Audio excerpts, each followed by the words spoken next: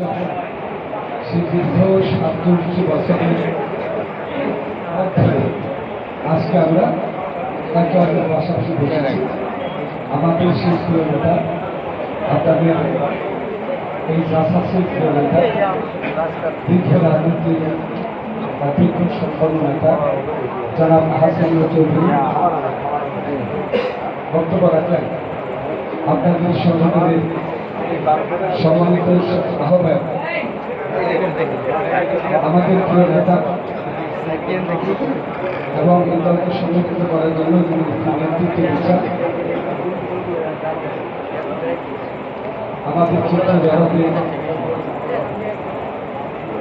একজন খ্যাতিমান পুরুষ জনাব দুলাল খান সাহেব আমার ডানে আছেন।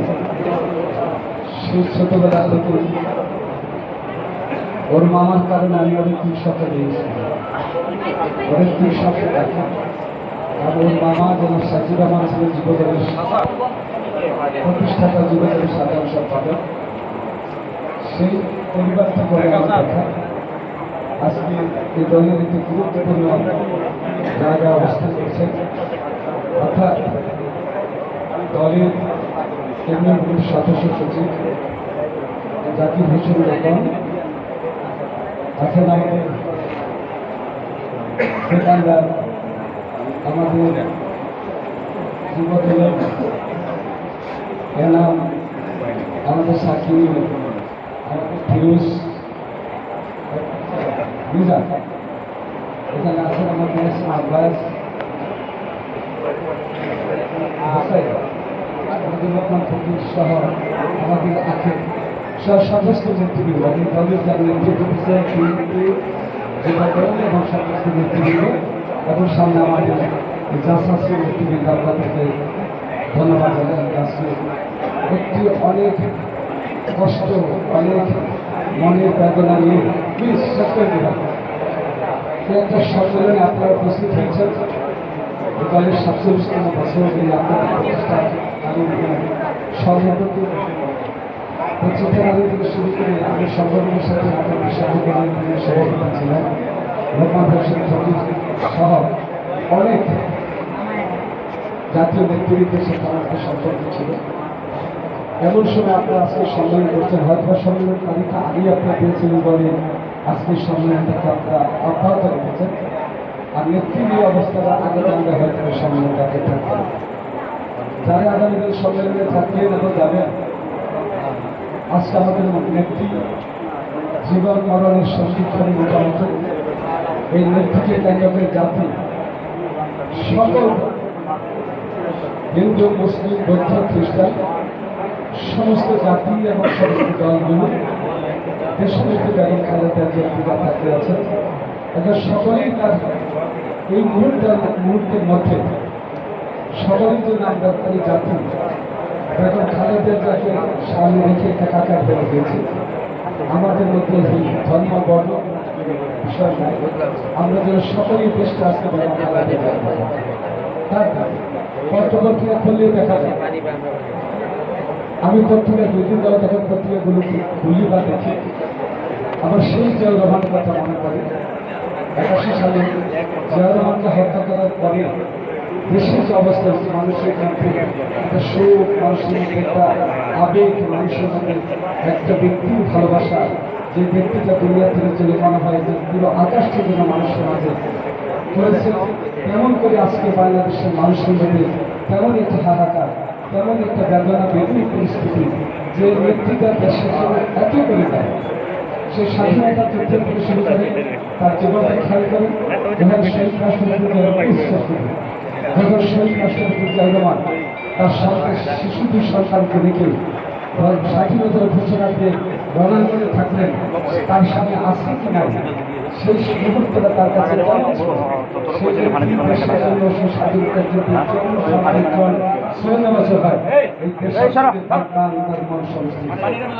সেই জন্য অবর্তমানে তিনি এদেশের জনগণের নেতৃত্ব এবং দেশের কল্যাণের জন্য, দেশের সার্বভৌমত্ব রক্ষার জন্য এই দলের দায়িত্ব পালন করে ঘোষণা করেছিলেন আমি বেগম খালেদা জিয়া গণতন্ত্র প্রতিষ্ঠা না হওয়া পর্যন্ত ঘরে ফিরে যান নাই, ঘরে ফিরে যান নাই। আর জানই বলে স্বৈরাচারী এরশাদের সরকার কারাগারে যেতে হয়েছে এবং তিনি জনগণের পক্ষে দেশের পক্ষে কথা বলছেন বলে গণতন্ত্র সশক্ত ছিলেন বলে ফেসিস হাসিনার বিরুদ্ধে সবাই তার মিথ্যা মামলা দিয়ে তাকে কারাগারে রাখা হচ্ছে। আজকে তিনি সুস্থ একজন নারী কারাগারে গেলেন আর অসুস্থ হয়ে আমাদের মাঝে ঠিক আসলেন। এত ষড়যন্ত্র, এত বেশি বিদেশি ষড়যন্ত্রের মধ্যে দিয়ে জেলের মধ্যে তাকে হত্যা করার ষড়যন্ত্র হয়েছে। আজকে তার ফলশ্রুতি এত ভাবে অসুস্থ হয়েছেন, শুনেছেন যে 20 দিনের মধ্য দিয়ে ষড়যন্ত্রের মধ্য দিয়ে তাদের সঙ্গে হত্যা পারেননি, তার বিরুদ্ধে চলে আসতে আল্লাহ নজর না দিয়েছিলেন। আরেকজন ব্যক্তি যাকে তিনি অগত্য ভাষায় যে ব্যক্তি কথা বলতেন শেখ হাসিনা, আজকে তিনি কোথায় থাকবে না, মানে আমি আপনি থাকবে না, কিন্তু সে ব্যক্তি আমাদের মাঝে আছেন। আর আরেকজন দেশ থেকে পালিয়ে যেতে বাধ্য হয়েছে। এখানে কিন্তু দেশপ্রেমিক এবং জনগণ এবং দেশপ্রেমিকের মধ্যে অনেক কিছু আমরা করতে পারি এবং চিহ্নিত করতে পারি। চেনা যায় যে আপন কে পর যে ব্যক্তি বলেছে যে আমার দেশের বাইরে আমার প্রভু থাকতে পারে না, দেশের বাইরে বন্ধু থাকতে পারে। এদেশ আমার ঠিকানা, এদেশ আমার জন্মভূমি, এদেশের মালিক আমি, আমরা সকলে। সুতরাং আমাদের মালিক আমরাই, আমরা কারো প্রভুত্ব বিশ্বাস করি। তাই আপনাদের প্রতি অনুরোধ থাকবে, রাষ্ট্রের জিয়াউর রহমান যেমন নাই, আমরা সকলেই জিয়াউর রহমান হয়ে এই দলটাকে তুলে রেখেছে, দেশটাকে তুলে রেখেছে। আমাদের নেতৃত্বের দলটা বালা, আমাদের নেতৃত্বে তুমি দীর্ঘজীবী সুস্থতা জন্য আমাদের মাঝে ফিরে আসুক আমাদের নেতৃত্ব। আমরা আমাদের নেতৃত্বকে ফিরে পেতে চাই।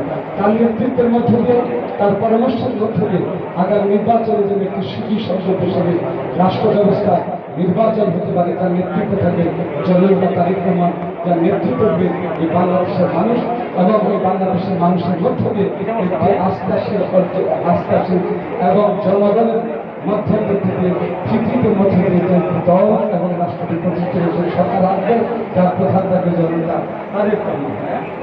আমি বক্তব্য দিয়ে বন্ধু আমার, আমি আজকে ওই যে সম্মেলনের কথা আসছি, আমি সম্মেলনে আপনাদের প্রতি আমার কোনো বক্তব্য থাকবে না।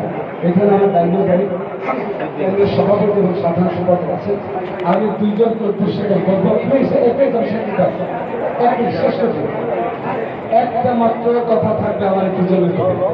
জননেতা তারেক রহমান আন্দোলন সংগ্রাম করতে গিয়ে এদেশের হাজার হাজার নেতাকর্মী, নেতাকর্মী মামলা হয়েছে, হাজার হাজার নেতাকর্মী খুন হয়েছে, প্রায় 60 লক্ষ নেতাকর্মীর বিরুদ্ধে মিথ্যা মামলা হয়েছে, জননেত্রীর বিরুদ্ধে মিথ্যা মামলা দিয়ে কারাগারে রেখেছেন।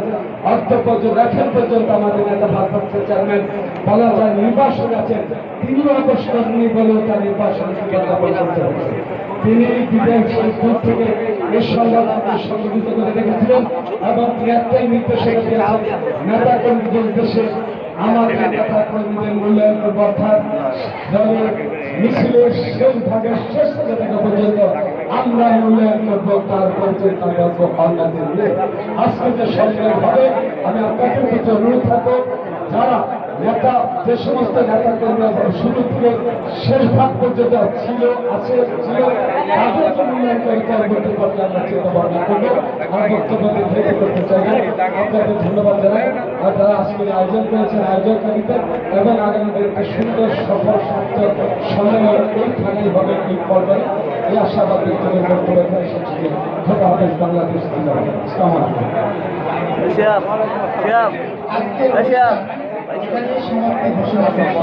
সবাই শৃঙ্খল